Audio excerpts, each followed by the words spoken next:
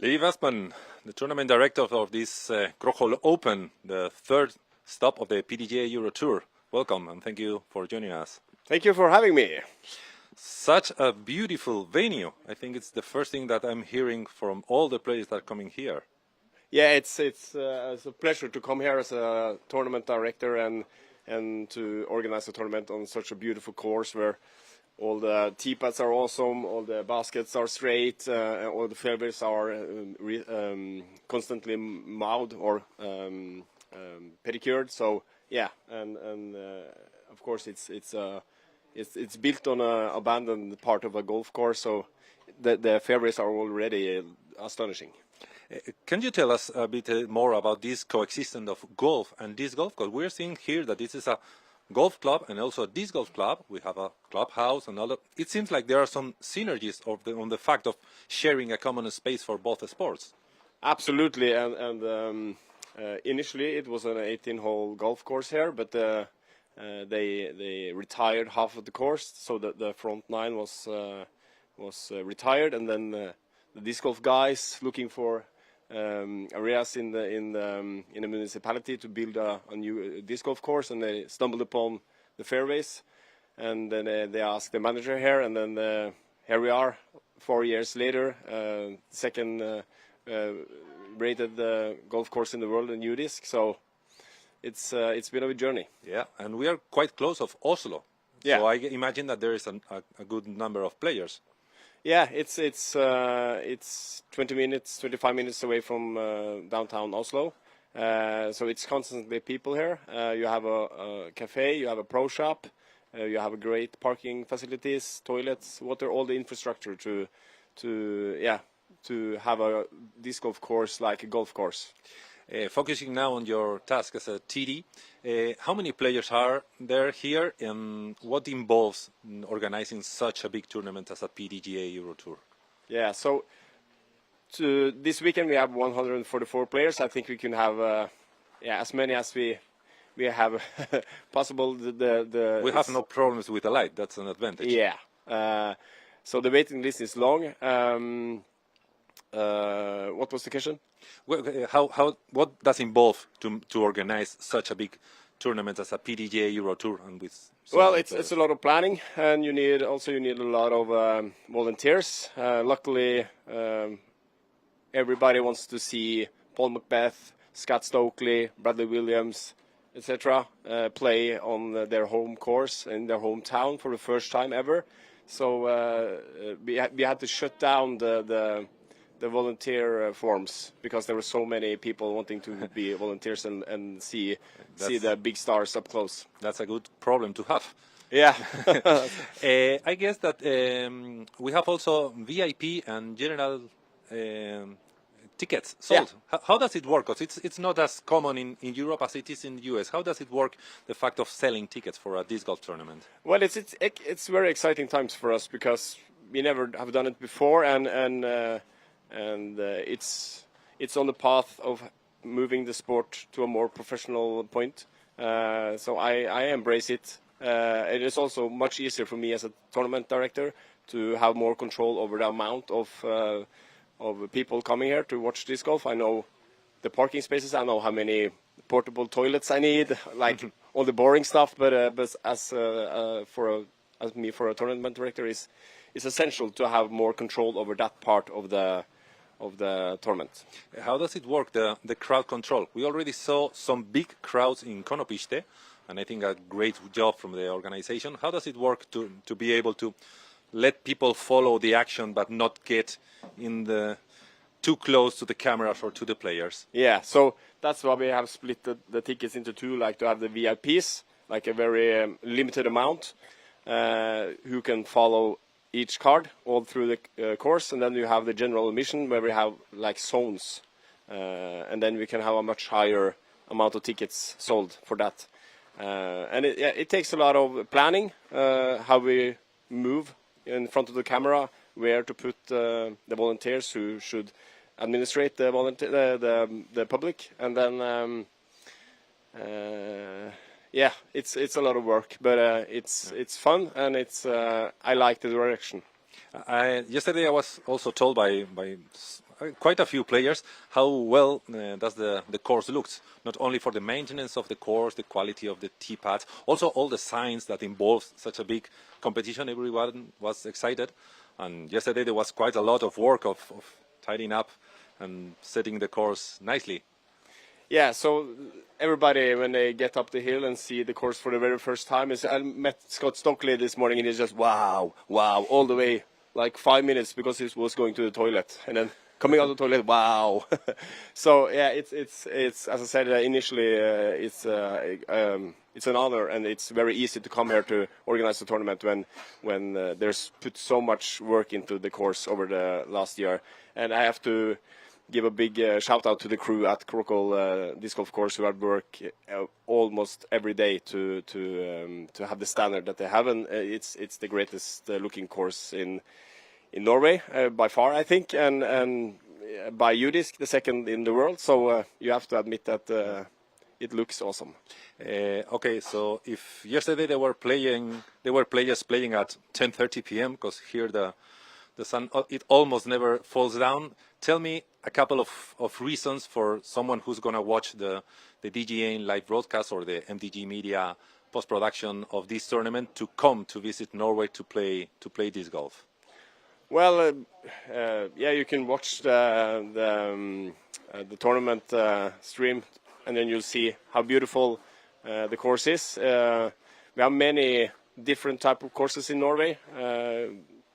This is maybe sometimes a disc golf course on a golf course can be boring, but this golf course is very woodsy, and the course design I think is very good. It's not like boring wide open shots and then the basket is placed near a bunker.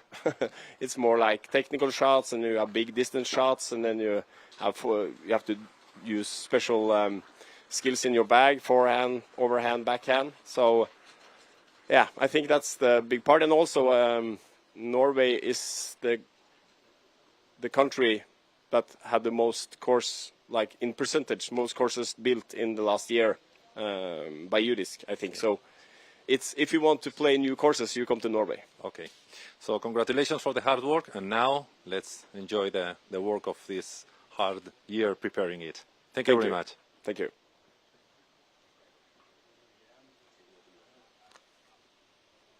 We'll be right back.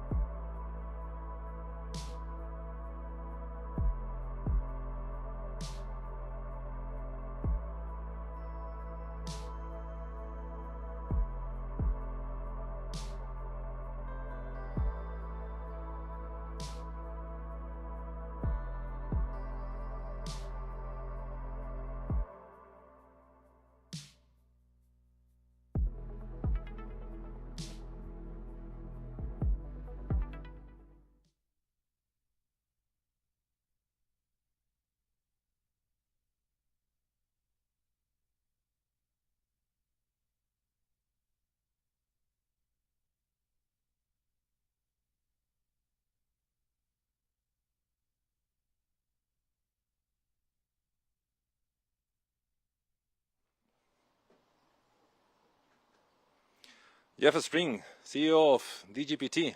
welcome to Europe. Thanks for having me. I'm excited to be here, especially at such a wonderful venue.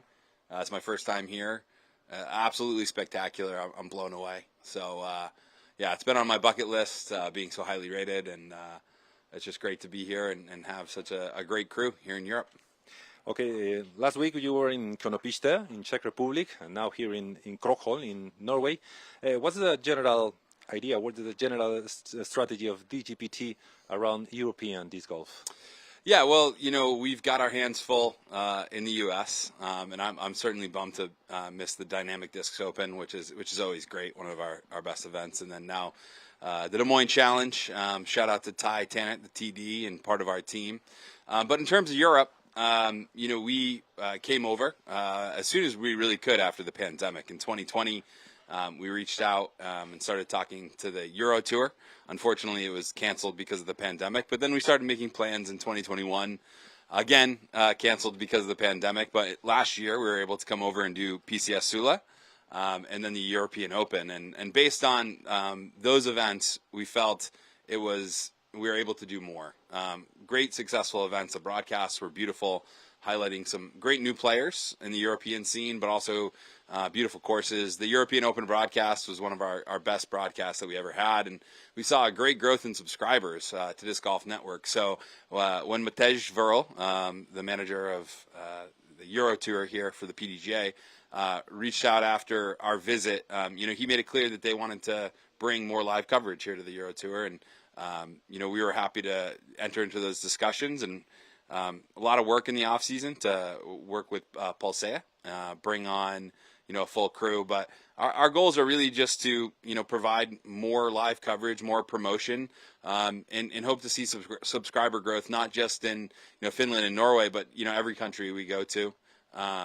During our run, we do 8 Euro Tour events and then the European Open. So quite a scale up from last year, but we're excited about how it's been going so far, and it's great for our team to experience new cultures and really see what the disc golf scene is like, not just at the big ones, but at burgeoning spots like here at Krokhol. What does involve? You mentioned the fact of live broadcast from in the other side of the sea. What does involve technically the fact of working with Pulsea in this case for that kind of live broadcast? Yeah, we have a remote control room in the United States, but the biggest thing is time zones. So we could technically maybe have our crew in the U.S. Broadcast actually from a remote workflow, but the time zones are really challenging, and we're actually broadcasting 2 events at once now, which is a delight for our subscribers. I think it's a ton of extra content, so any disc golf fan could be thrilled, with the amount that they could be watching. We had back-to-back rounds. The evening round at Konopiste was beautiful, and that does take 2 crews. And Pulsea has a long history of professional sport broadcasting, and so Kimo as well as Nicholas, the CEO there, have been great, and they have a control room actually in Helsinki that's top notch, and their team there has been working with our team. We had our vice president of media over, Mahmoud Barani, and he worked with them on the first couple shows. We had a test event that was not broadcast, but then Konopiste went great for all things considered for the first live broadcast from a new studio, and we're really excited to see this team grow and integrate into our DGN Europe slate. So those time differences that you mentioned that could be a defied from the technical point of view can also be an advantage, talking about the global amount of people that can watch disc golf at any moment. Yeah, our main effort here is to grow the game internationally. So having access to watch disc golf kind of during the day, maybe even further to the east, in the European time zones, it just provides more interest, we think, for the fans of disc golf and for people to find it and watch it. We have the first broadcast here free on YouTube, so we're hoping that the investment in live disc golf pays off, and it helps grow fans of the sport and fans of the incredible players that are across the world. DGPT, as the organizer of the Disc Golf Pro Tour, has a series of tiers for their events. One of the PDGA Euro Tour events, PCS Sula, is Elite Series. That's right, yeah. What does it involve, and what's the strategy with having so many events in Europe for following years? What can you tell us about that? Scheme of Elite Series, Silver Series events. Yeah, all the silver events and the elite events all kind of populate into the Disc Golf Pro Tour point series. So, they're not separate series, it's elite events, silver events, and now Euro Tour also are on the level of silver events. And so 50% points, now with the Euro Tour having 8 on there, and now there's 11 silver events, so there's 19 possible events. Players on the Disc Golf Pro Tour can keep 3 total, whether it's a Euro Tour or a silver event. And what that does, and our strategy in general, having an elite, now that we've elevated, PCS Open, is, allow European players to test their mettle, get some points. If they're leading in these events, whether they're silver events or an elite event, they could say, hey, maybe I am interested in trying it out, going to a couple of U.S. events, and allowing them to, maybe compete with the best in the world. I think that just bringing more points opportunities to Europe should let more players see kind of how they fare with the best in the world. And we know that the elite events in the U.S. really have some of the strongest fields that we've ever seen. In fact, Parker Welk winning the DDO last week just shows how strong the field is. Parker has, great talent, struggled to have a top performance, but then all of a sudden, boom, he can break through. And that's true every week. We've seen winners from the Chase card.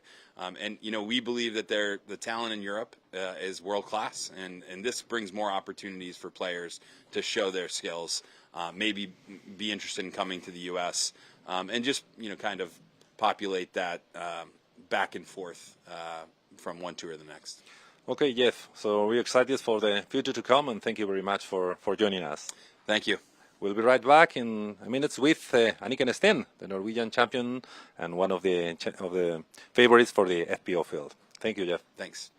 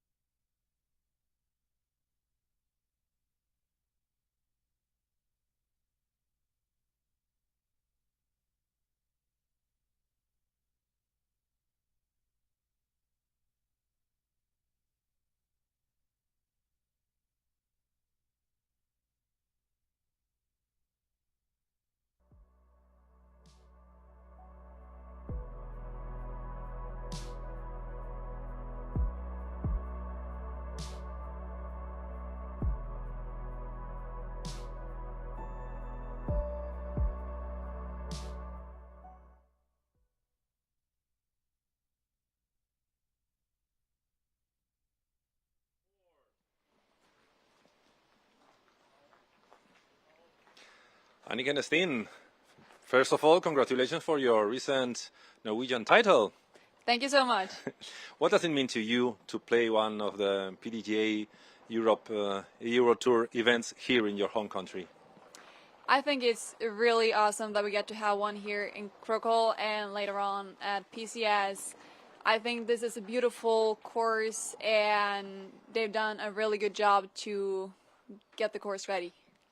You have already made a couple of training rounds. What's your feeling? You already know the course, I assume, living here in Norway. What's your feeling about the course? Does it suit you in your playing style? Well, actually, it's the first time I've played the FPO layout here, and I do think they did a really good job with that. I feel like I have to shape a lot of different shots, and I get to use my sidearm more, and also I kind of figured that I'm using more of the discs in my bag than usual, so I think that's a good sign. Okay. How do you feel about the level of the competition? Because tomorrow the feature card is going to be a hard one, no? For sure, yeah. Like, I really do like to see the level here in Europe for all the FPO players. It's really awesome, and yeah, I'm here ready to do my best. It's the first Euro Tour event that you joined. Which has been your strategy in those first months of the season? Yeah, so I had 2 rounds over to the States. I started in February and had some weeks there, and then went home for a bit of a rest, then get back. So it's been different than usual. It was the first time I started that early and competed as much as I did in the States. It's been a really great learning experience, and now it's also good to finally play in Europe again. And now that you know both worlds, which are the main differences of playing in the US against playing in Europe? Oh, that's a hard question.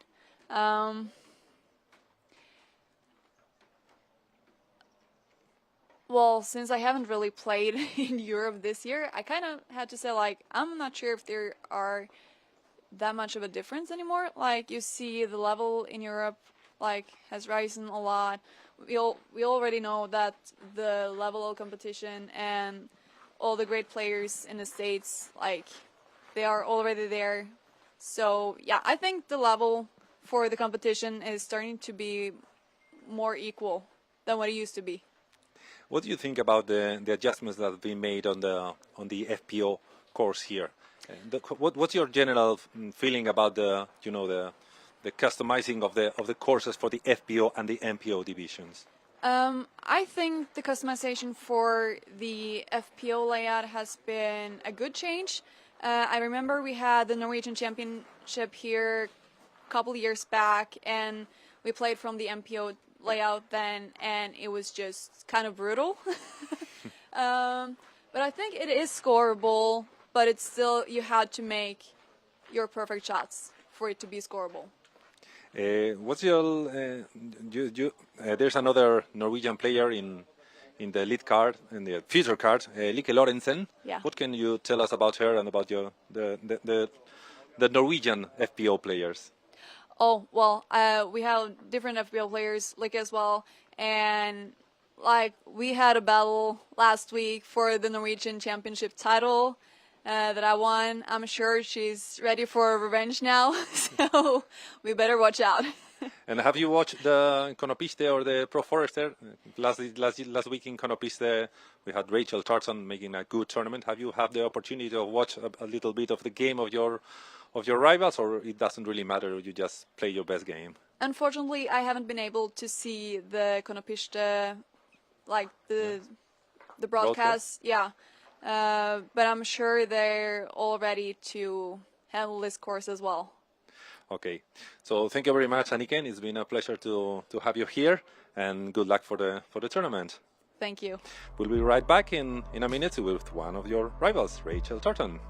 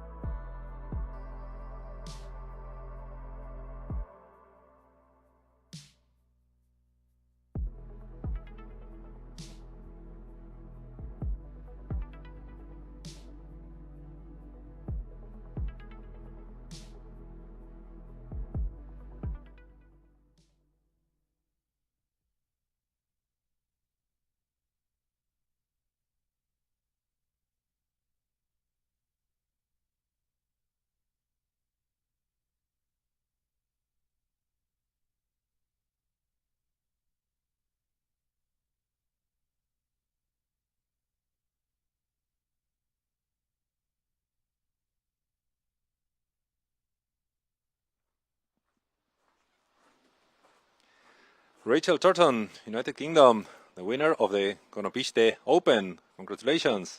Thank you. Yeah, so it was a really wonderful tournament, a lovely course, and yeah, I'm really happy to have taken the win. So maybe in Krokhol someone could be surprised by your performance, but now no surprises.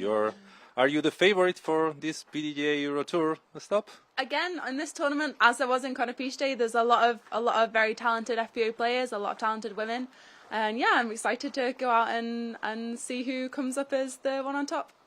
A lot of players are saying good things about the course. This is a mix of a golf course and a disc golf course with some woods, some ball, some open holes. What's your thoughts about the layout? Yeah, again, it's such a beautiful course. We're very fortunate to be in a beautiful country with the sun shining down on us again.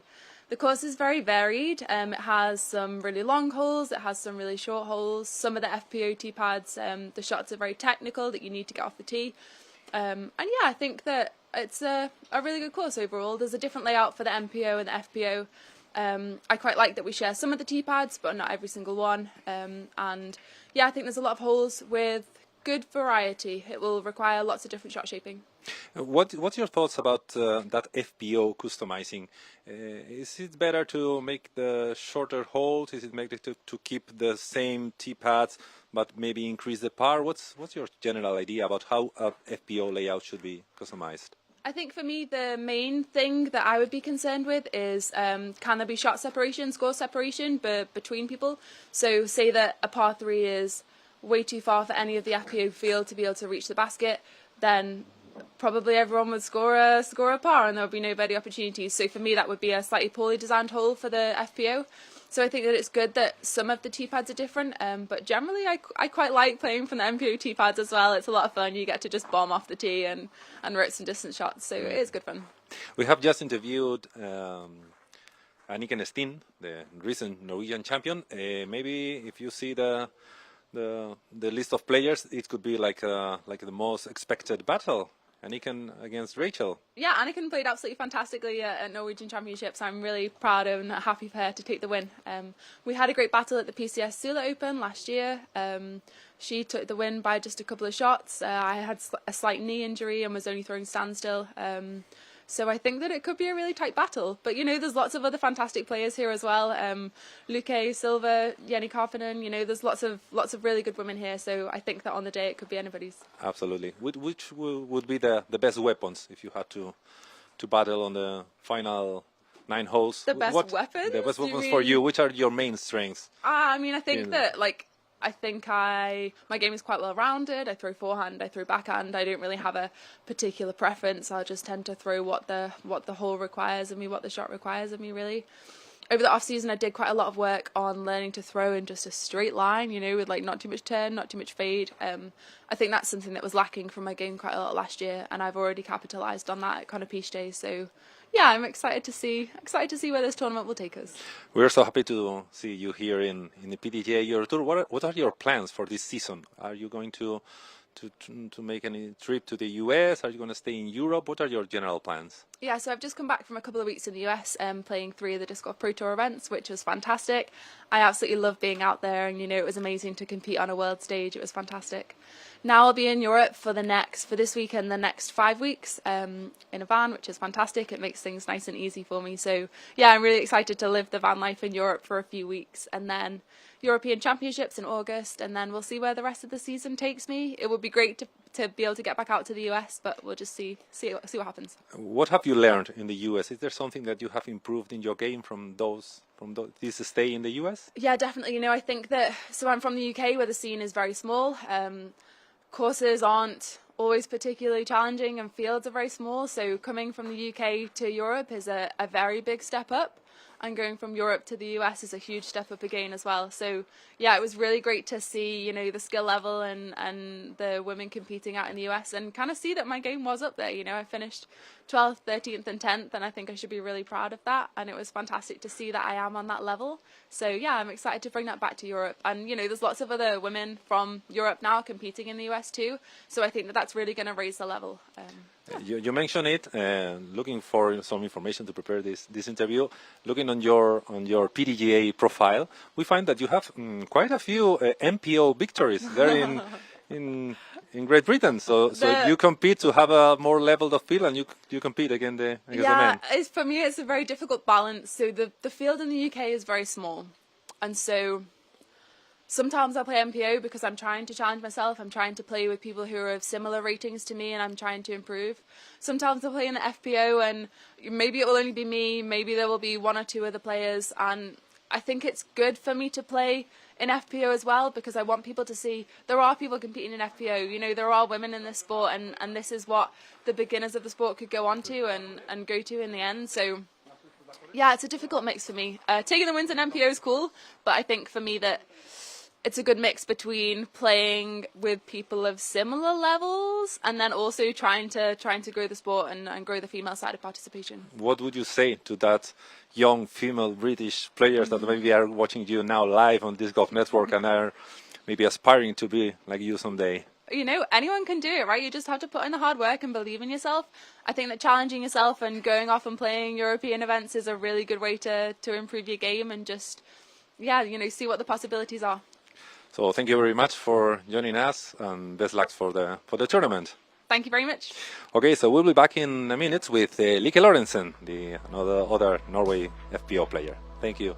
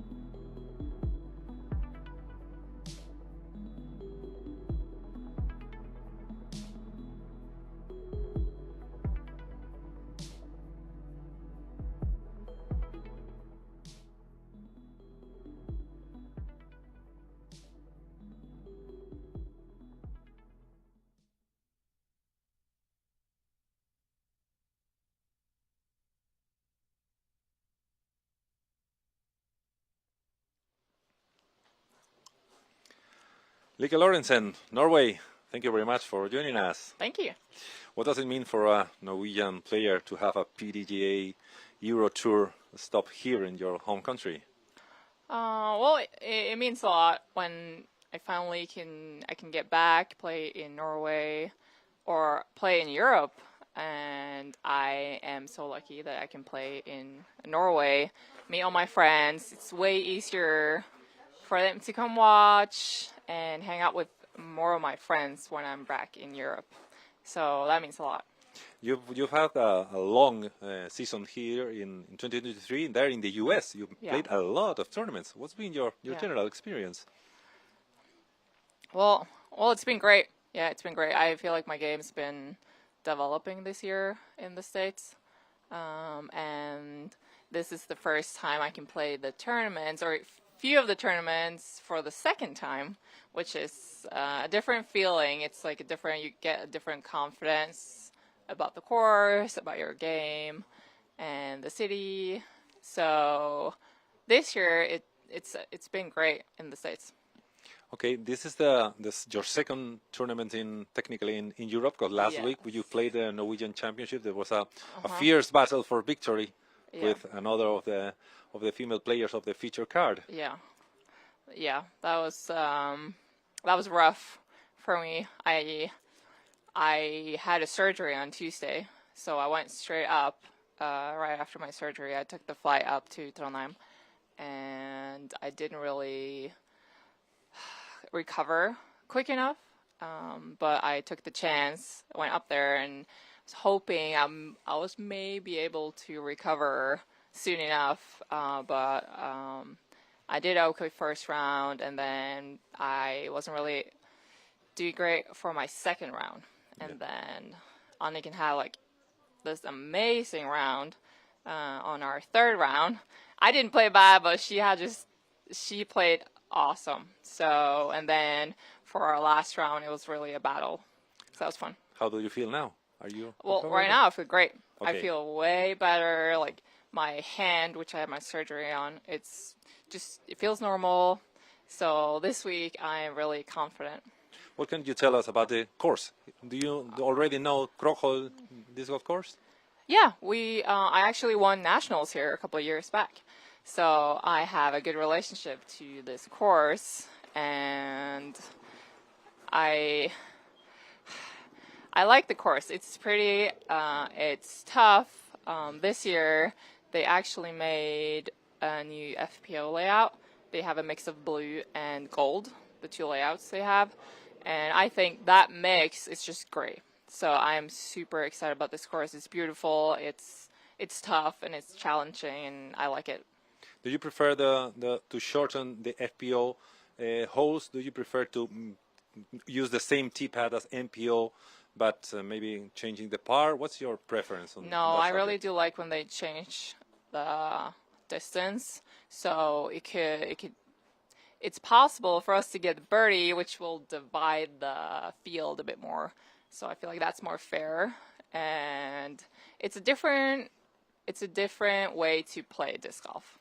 And I'm practicing to be more aggressive, to get more birdies, because here in Norway, we normally play the MPO layout as FPO players. So I haven't really practiced to get birdies in the way, because par is always good, because we're playing the MPO layout. So the last 2 years, I've practiced to be aggressive, get birdies, not pars. So I like the change they did to this FPO layout. Being two Norwegians in the lead card, in the feature card, what can you tell us about the situation of the FPO field in Norway? Is there more people behind? I haven't played a tournament here in 2 years almost, but I'm trying to keep up, and I know there's a couple of girls, like up-and-coming girls. We have a younger girl named Tuva. I played with her first round for nationals. She's 14, I think 14, and she throws so good. So she's a girl to look out for, and it's a couple of other girls that are really like up and coming in Norway. So the future is bright, I think. So congratulations and good luck for the tournament. Thank you. So we will be right back with Bradley Williams. Ooh.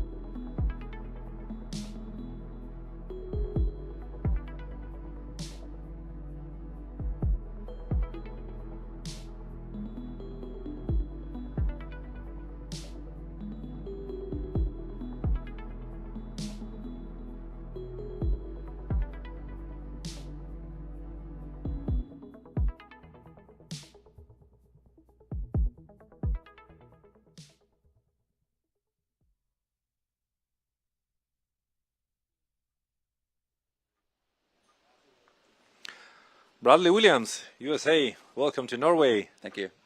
What does it feel, the fact of playing disc golf at 10:30 p.m. and having to remember that you have to go to bed?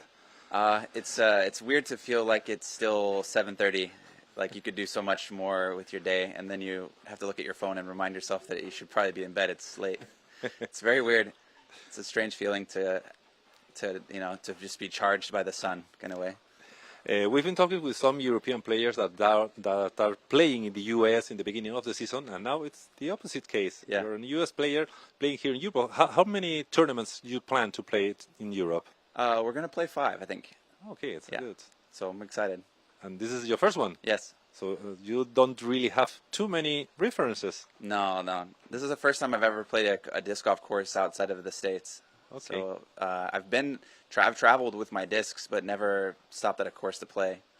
So if you don't have any real reference playing with European players, what do you hear in the US? What do a top US player think about the level of the competition in Europe? Yeah, my naive opinion of European players are that they're a little bit more gutsy. They throw a little harder in the trees, and they're not so finesse oriented. They're more power kind of players. Is my kind of take on Europeans. They just a little bit more aggressive, I think. Okay, but it's also say that maybe in the US there are more open courses, more golf course style courses, and maybe we think maybe that the US are more used to play in the open and the European in the woods. Is that true, or? I think that's true. Yeah, I think that's very true. You were telling us that that you have been playing and you have played for so long. Yeah. I see in your PDGA profile that your first results are in 2007. That's true. Yeah. What can you tell us about the evolution of the top level competition in Well, I'm disc doing golf? an interview right now with a microphone and a camera, and there's a countdown and everything. I think I started with pen and paper scorecards, and we just gathered under a pavilion. Yeah. So it's changed a lot. Yes. Yeah. Okay. What's your thoughts about the course? Well, it's a beautiful place. Lots of elevation. It's a mix between open and woods. The rock is really exposed out here, and it adds some sort of kind of beauty to it. There's moss and little bodies of water. It's a very cute woodsy place to play golf with elevation. It's very nice. Okay. What the next tournaments that you are going to play? We're going to go to Sweden next. Next week, we're going to go down to Sweden and play the Swedish Open. Okay, so cool. Yeah. And have you had some tournaments, some training rounds? How do you feel about your performance in this kind of courses? I think based on our disc selection and the courses we play in the States, we're used to more open, high-speed throws, and I think here there's a little bit more shot shaping and more fairway and mids. And my bag's not really prepared for this type of course. I mostly have full drivers right now, so it's going to be interesting to see if I can adjust if the wind picks up or something. Okay, that's gonna be cool. So that's amazing to having you between us, and I hope that you have a good experience here in Europe. Thank you. I hope So thank you very much, and we'll be back very soon with Jakob Semerad. Thank you.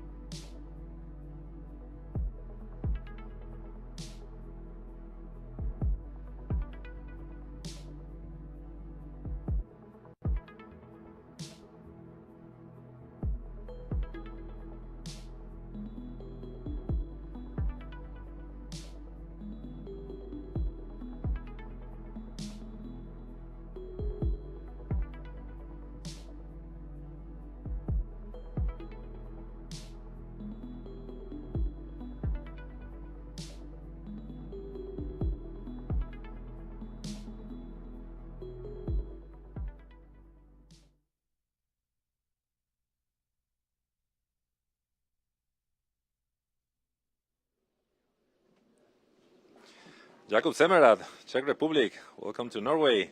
Thank you. After the crazy rounds in Konopiste, are you more calmed here without so many crowds following you close, or are you equally as famous here in Norway? I mean, I feel good everywhere. This course is amazing, and Norway is very beautiful. It's like nature here is fantastic, and I've been enjoying every second here. So I'm looking forward for the tournament. You are the current leader of the PDGA Euro Tour series. You made second in Pro Forester, Croatia, third in Konopiste, Yep. your home country. What are your expectations here for Krokhol? Yeah, I'm here. Basically, I'm playing the Euro Tour to win this tour. If I would not be here, I would have been in the US competing with in the US, and so my expectations are always to play my best and maybe win. So is European competition has raised the level of the competition enough for a professional disc golfer to base its competition in Europe, making some travels but to US? But is it still necessary to go to US, or you can really make high-level professional competition in Europe? Yeah, you can make high enough level here in Europe, but if you want to play on the highest level, you definitely need to go to US. But as you said, for me it worked very well this year because I started my season in US. Then I'm here during the summer, and then I'm gonna go back to US, and I can probably still be able to make the DGPT finals if I'm gonna play good. And with cooperation with Disc Golf Pro Tour and Euro Tour, it's perfect match and it works very well. Okay, which are the difference between the Konopiste course and here the Krokhol course? They are a little bit similar, but here is definitely way more OBs and way more trouble. We can find way more trouble, but yeah, I like both courses. I think this one is also gonna fit to my game, so I think it's gonna be a good week for me. There in Konopiste, it seemed like the fairways were very wide, but there was not so many OBs. So when you went out of the fairway, you really had to scramble. Here we see quite a few more OB lines. Does it change the way you play? Does it make you play more aggressively or more conservatively, the fact of having more OBs? Yeah, like you said, Konopiste was just about to make as many birdies as possible. Even though we were off the fairway, there was still a chance to make a birdie. But here it's more about strategy. You can play some holes for par, and you're probably not gonna lose any strokes. You're probably even gonna gain some strokes. Like for example, hole 1, I'm playing it for par. I'm not going for that because it's too dangerous for me, I feel like. And yeah, there is a lot of OBs on this course, and strategy is gonna be way more important than last week. What do you think could be the hot round? I think the hot round still could be like 12 down or something. Someone's gonna play very good. And we experience in Konopiste that to be successful and to win a tournament, you really have to be quite regular. You really have to keep a constant pace on 3 rounds, no?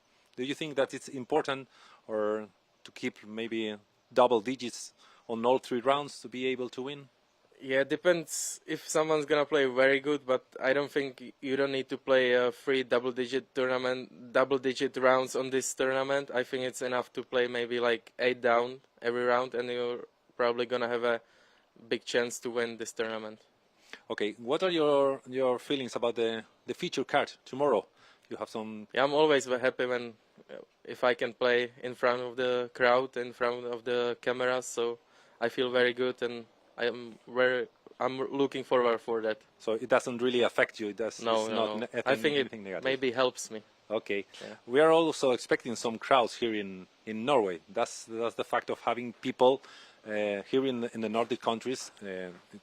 This golf is more developed since more years ago, so we can expect a good gallery also here in Norway. Yeah, I really hope there is gonna be a lot of people. We are close to Oslo, so I expect a lot of people here, and this course is very famous, so hopefully there is gonna be a lot of people, and it's gonna be nice for us players because people are gonna cheer for us and helping us perform even better. I think. And how many more tournaments of the PDGA Euro Tour are you going to play to aspire to win the overall series?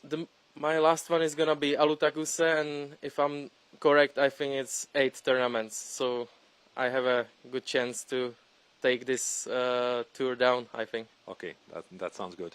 So Jakub, we want to thank you for being with us, and we're going to be back briefly with Scott Scottley. Thank you so much.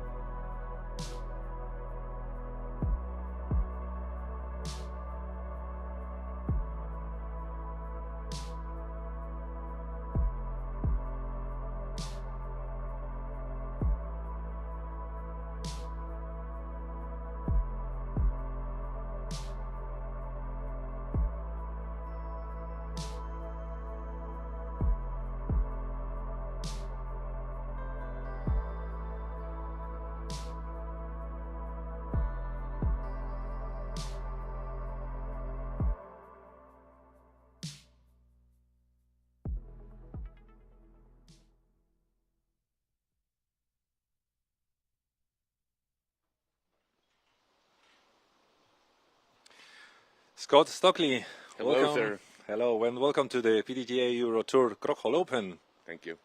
You have been in Norway before? No, this is the first time to Norway. I competed in Sweden. I know that's not the same thing. In 1985, though, is the closest I ever got. Okay. You have traveled quite a lot. We know that you've been this year in Asia, so you are here in Europe for some months, but you are really traveling and spreading the word and trying to make the disc golf grow worldwide.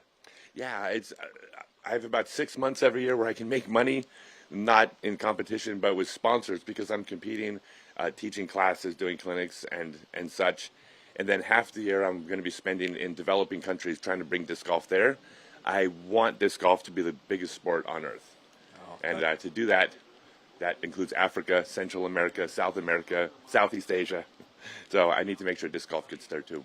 Amazing. You talk about clinics. I guess that yesterday you had a clinic here. How does it work? When you're competing here in the PDGA Euro Tour, is there an opportunity to assist to a clinic? No, absolutely. I did one in Oslo yesterday. The day before I was in Copenhagen doing one.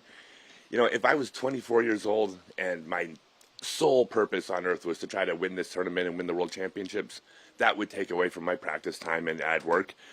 However, I'm not 24 years old and I've got to put gas in the tank and buy airline tickets. So that's just how I make my money. And that's not a complaint. It's a heck of a job. Well, having said that, in Pro Forster you had an excellent performance. I did. You did. What did you need to recover that level and see you here in the podium in Krokhol? God, if I knew I would do it every weekend. You know, I've been pondering this because, you know, I'm 53 years old. And, I mean, these players are so good. But in any sport, 53 is on, it's not on the tail end. It's after the tail end of your athletic career. But all sports aren't equal. And the sport of golf, it will include ball golf as well, does lend itself to being able to compete with savvy and experience and course management. And so I'm not throwing at the level of the top players, but I think I have the smarts to at least try to keep up. How does this apply in this kind of courses? This is a golf course, but that's been adapted to disc golf, but it's not exactly as the disc golf courses in golf courses in the US. No, it's not at all like Kona Pista, which is not a lot of trouble. You could be aggressive on almost everything, and myself included. You attack, if you're off the fairway, you pitch it out, lay it up, take a par. That is not the case here. There is, I think, only one hole that I'm not thinking and making a decision on the tee pad. Because it's not only, do I attack this hole or do I play it safe? The consideration of attacking the hole is also which way do I attack it? Because the better chance for birdie has still multiple options, and some of them include a better chance for a triple bogey. So there's times where I will throw my birdie attempt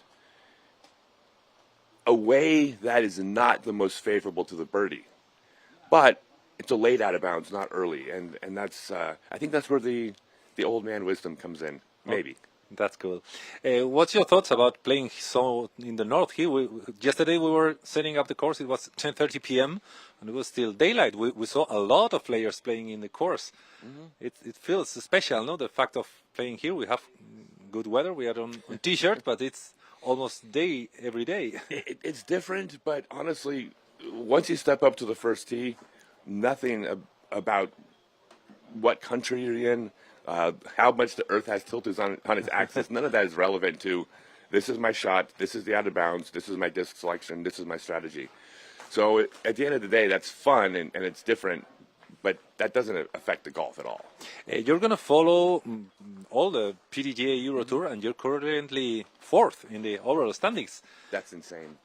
What's your thoughts? Were you thinking about this when you started thinking about coming here to compete in Europe? What is, now that you're 4th, what's your main goal for the overall series? So I answer that question the same every single time. My main objective when I compete in a professional tournament is to win.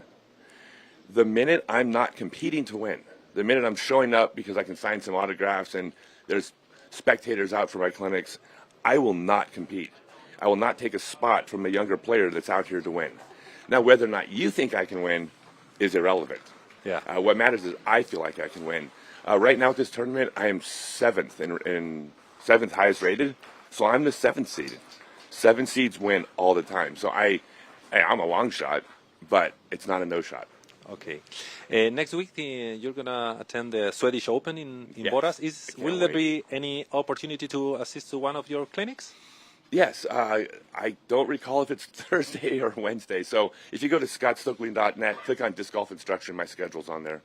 But the clinics they're great. They're 25 euros, 2 hours, everything about backhand, sidearm, and putting.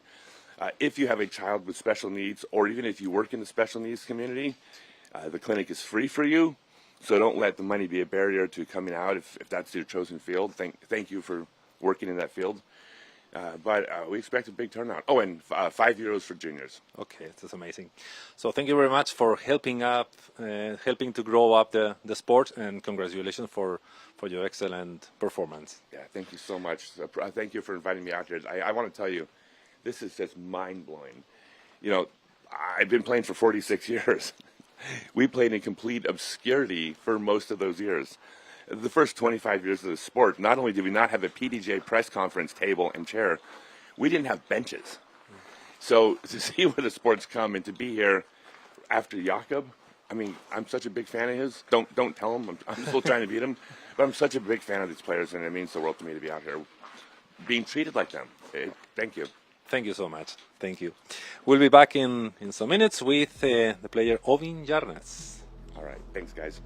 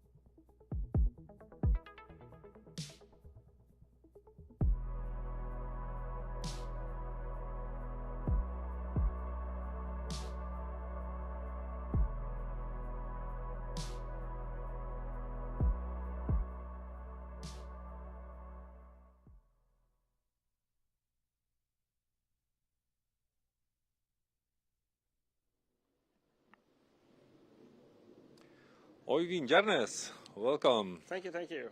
I won't say welcome to Norway because you're Norwegian. What does it mean to you to have a PDGA, well, not one, but actually two stops of the PDGA Euro Tour series here in Norway? It's great to let the show Norway to the world and what we have managed to build of the disc golf community here in Norway. And this premises here, this Krokhol course is amazing, and it's what the future should look like.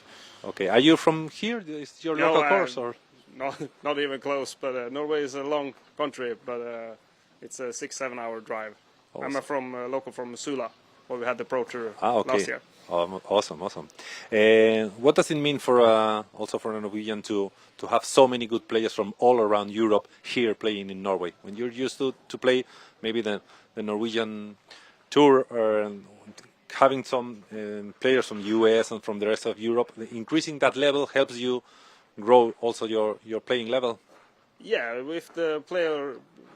when you have harder competition, that's brings my game to a higher level. So I think it's a good that we have more veteran and good US or international players. That's great.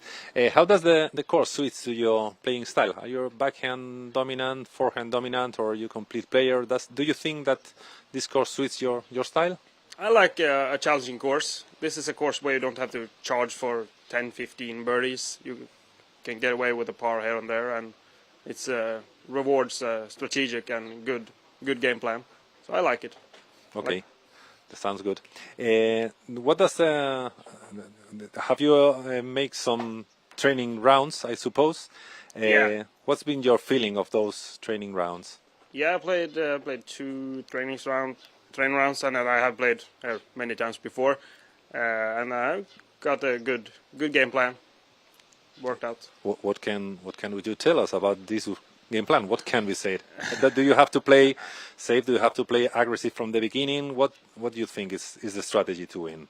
I try to play a little bit conservative, but it's not a 1-round competition. It's a 3-round competition, and I have put together a game plan that will work not just one time, but several times for that hole. Okay. So try to get the best possible score over 3 rounds, not the best round score, but the complete tournament. Are there other Norwegian players that you think could be in the, let's say, top 10? It's pretty much the same as I've been competing with for 5 years now. It's both Knut and Håkon can compete at a high level, and they always do. So I would expect them to be top 10. Okay, that sounds good. And what about the young players? How is the scene here in Norway? We expect some galleries, and I suppose that many of those young players living in the Oslo surroundings will come, at least for the MPO final on Sunday. How do you see the scene of the young generations of Norwegian players? There are a lot of up-and-coming juniors, far-throwing juniors in Norway. It's frightening, but I think I can hold my throne for 1 more year. But after that, it will be difficult. Okay, you mentioned that this course looks a bit like what disc golf should be in the future. This is a golf course that has some part that is no longer golf course, but a disc golf course. But we have the synergies of combining those two sports, these facilities, this clubhouse, the restaurant, the parking facilities. What do you think that could make disc golf grow even higher here in Norway? It's just the looks. It looks professional, and it will look serious to anyone who is new to the sport. They will look at this and think it's a serious sport. Okay. And all the infrastructure surrounding such a facility like this is amazing. It makes everything look much easier. Okay, so it's not just a matter of being professional, but also looking professional. Yeah, of course. That's great. So thank you very much, and we hope that you have a good tournament, and we hope to have you in the interview booth after the rounds, because it would mean that you have had some great results. I'll try my best. Okay, Øyvind, thank you very much, and we will be back in some minutes with the PDGA Euro Tour manager, Mathiej Verl.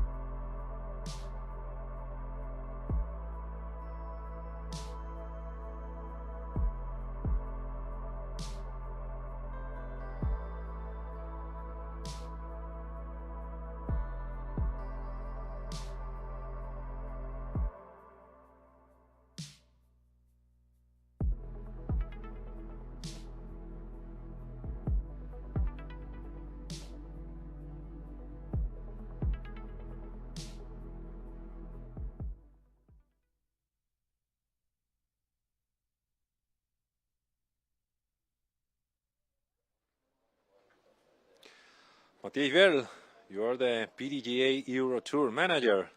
Congratulations for the hard work. Yeah, thank you, and thank you for having me.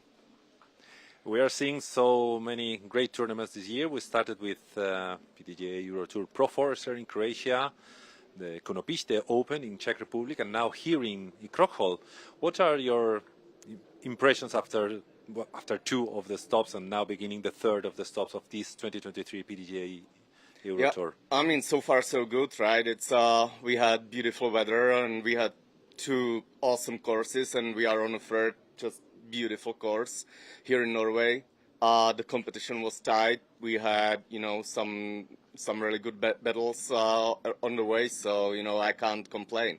Everything's running really good. The first ever live, coverage of a Euro Tour event was successful as well. So just looking forward to the rest.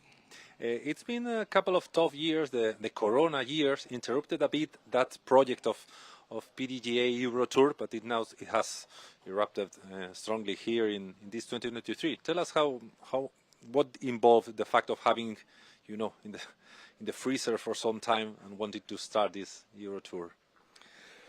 Well, this is a really tough question because in 2019, basically, I was hired and PDGA Europe wasn't even established as a self operating entity, but everything happened so fast, and I was basically on a starting line when COVID hit, and I had to cancel 2 years in a row.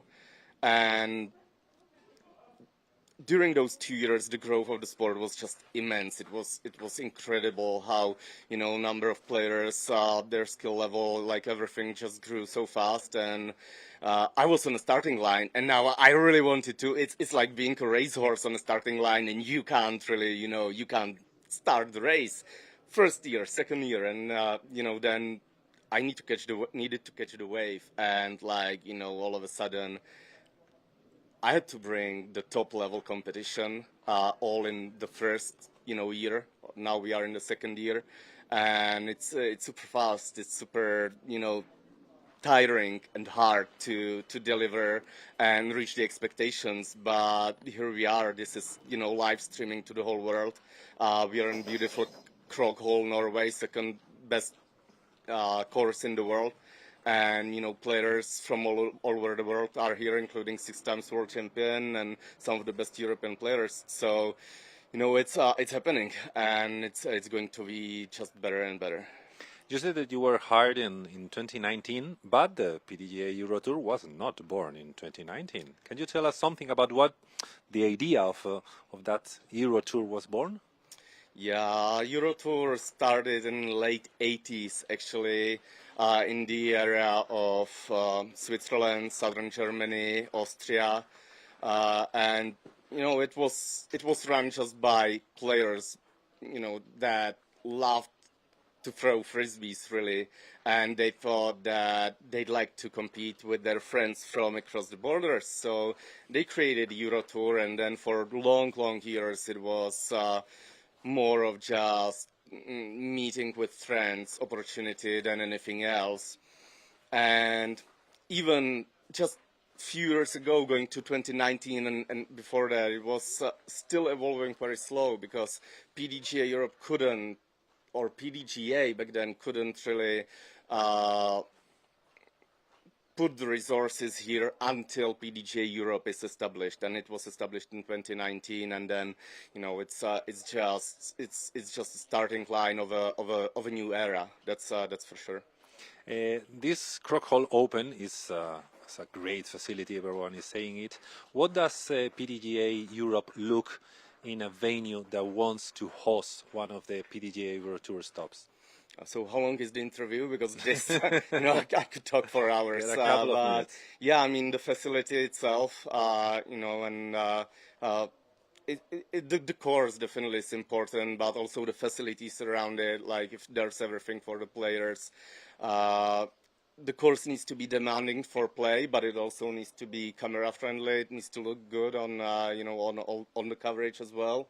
And then accessibility, organizational team, their experience, and not necessarily experience in hosting disc golf tournaments, because my idea of top-level disc golf tournaments is just something that will need to grow there, right? And having an experience in running big events in other sports or even out of sports is just as important as knowing how to run a disc golf tournament. So, you know, it's a lot of factors, but yeah, I like to communicate with TDs for months or years, just talking about what it takes, if they are ready, what's their goal. I need to know their goal so I can help them to fulfill it, so they want to come back and hold the events in the future. So, you know, it's just a mixture of things.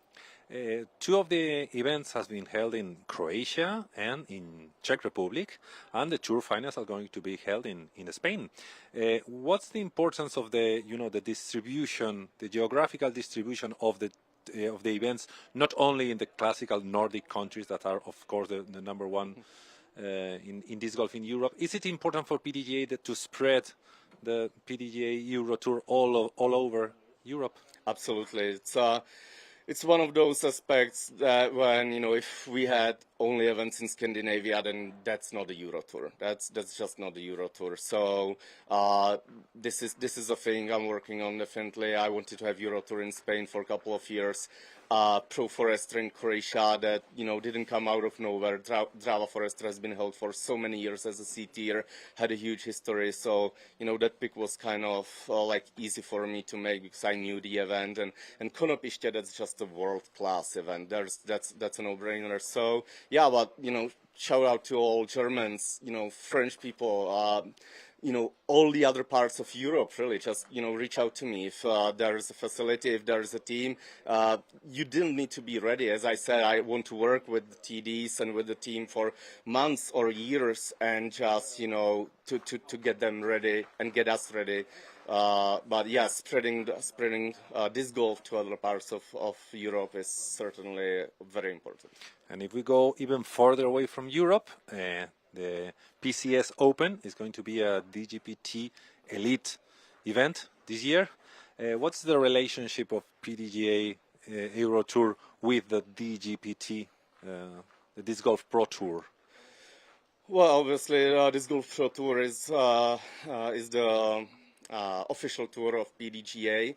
So PDGA and Disc Golf Pro Tour has a history. They've been working together for so many years. This is not the first time we have a Disc Golf Pro Tour in Europe. So PCS Sula Open last year was a part of it and was supposed to be part of it 2 years ago. So this is nothing new. It's just an evolution that, you know, PCS Open is now Elite Series event. We've got 7 more events collecting points and being streamed live on the Disc Golf Network, and I think that this relationship is only going to grow, so the audience, players, everybody can just look forward to many more things in the future. So, Maciej, congratulations for the hard work, and let's keep raising the level of European disc golf. Yeah, thank you very much for having me, and, you know, subscribe to Disc Golf Network and subscribe to MDG Media channel for post-production. So, thank you very much. We'll be right back with 6-time world champion Paul McBeth.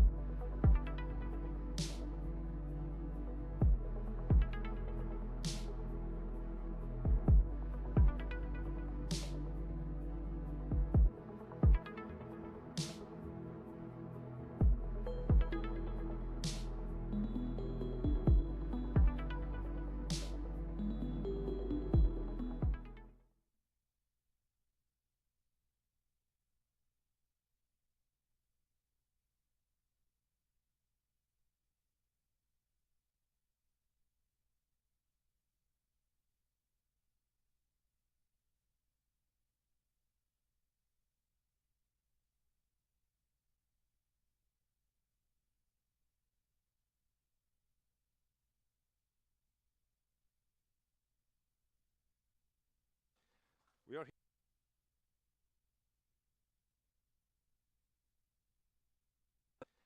We are here in the training days of the PDGA Euro Tour Krokhol Open in Norway. We have the 6-time world champion Paul McBeth. Paul, welcome.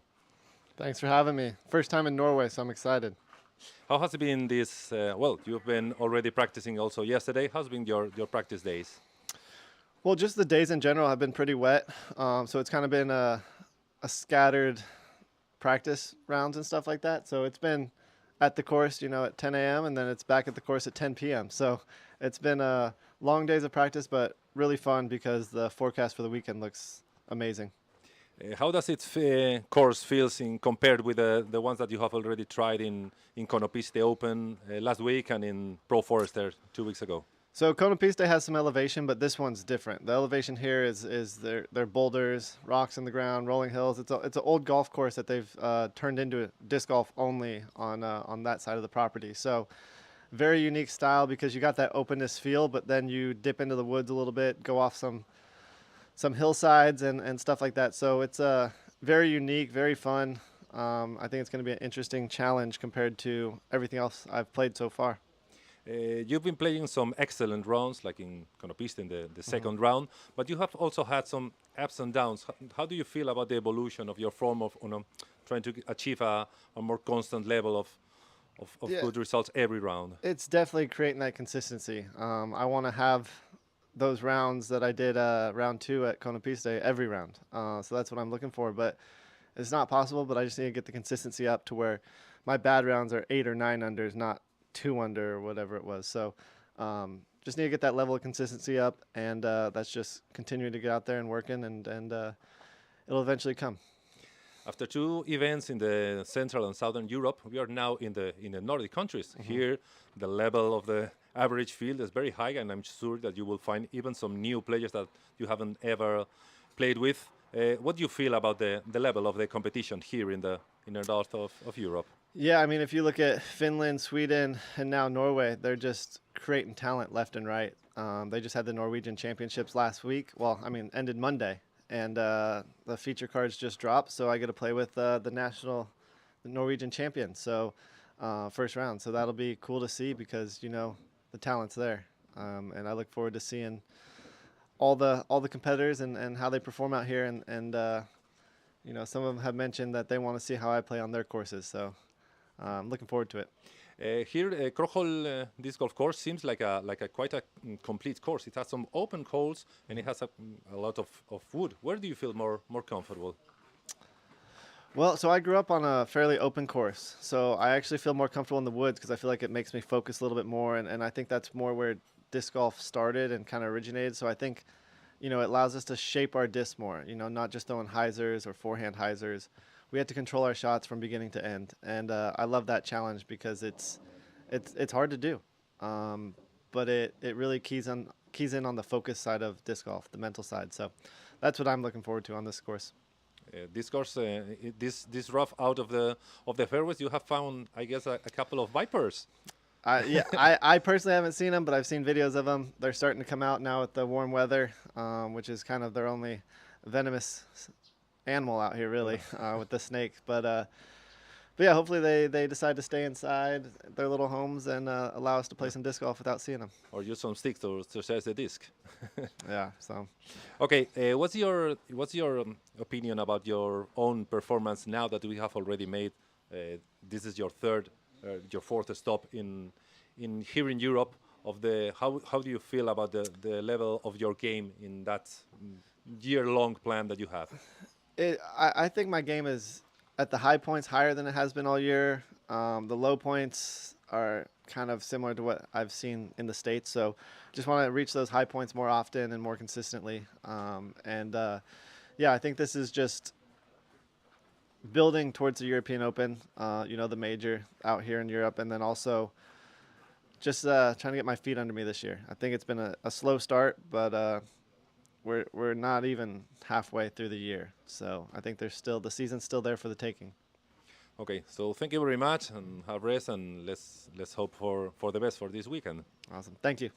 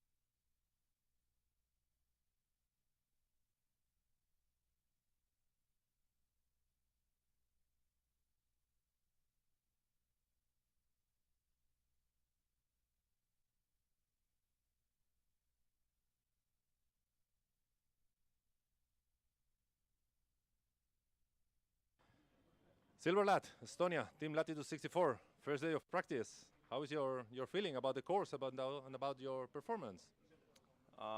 So we've had some time to practice. I've played several rounds. I love the course. It's a beautiful track. There's a lot of danger around the greens, but other than that, I absolutely enjoy playing it. Have you ever been here in Krokhol? Not in Krokhol. I've played a couple tournaments in Norway, but first time here. It's also the first time that you are so far apart from Kristin for so long, maybe? It is, yeah. She's touring in the US. How are you doing it? It's not easy, I have to be honest. I miss her. It was a decision we made together. So at the first first part of the season, she'll be touring in US, and I'm playing tournaments here in Europe. And then later this season, we're gonna play American tournaments together. Yeah. Okay. You're currently third in the overall standings of the PDGA Euro Tour. What's your plan for long term along the 2023 season? To win the Euro Tour, obviously. Ah, that's cool, cool. Yeah. I'm having a lot of tournaments this season. Looking forward to play both tours and get back to US to play Worlds and a couple others. So I'm excited what the season brings. How is the course suits to your personal play style? Have to be honest, I think it's the most backhand friendly course I've ever played. As being a dominant sidearm thrower, it's not as easy for me. But I mean, it's not that long of a course, so I think I can still manage. Is there any hole that you're still figuring how to do? There might be a couple when the wind picks up, but other than that, the weather is different every day, so we'll see. Okay, so cool. So thank you very much, and good luck for the weekend. Thank you.